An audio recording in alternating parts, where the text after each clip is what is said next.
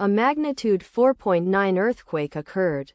Central Mid-Atlantic Ridge, 1,056 kilometers NNW of Fernando de Noronha, Distrito Estadual, Brazil, or 1,213 kilometers NNE of Fortaleza, Brazil. On Wednesday, the 20th of August 2025, at 2 hours 55 minutes and 31 seconds local time. The quake had a depth of 10 kilometers and was not felt, or at least not reported so. Data source from EMSC. Did you feel it? Let us pray. May the earthquake that occurred not affect our brothers and sisters there. May the earthquake not happen again. And may God protect everyone. Amen.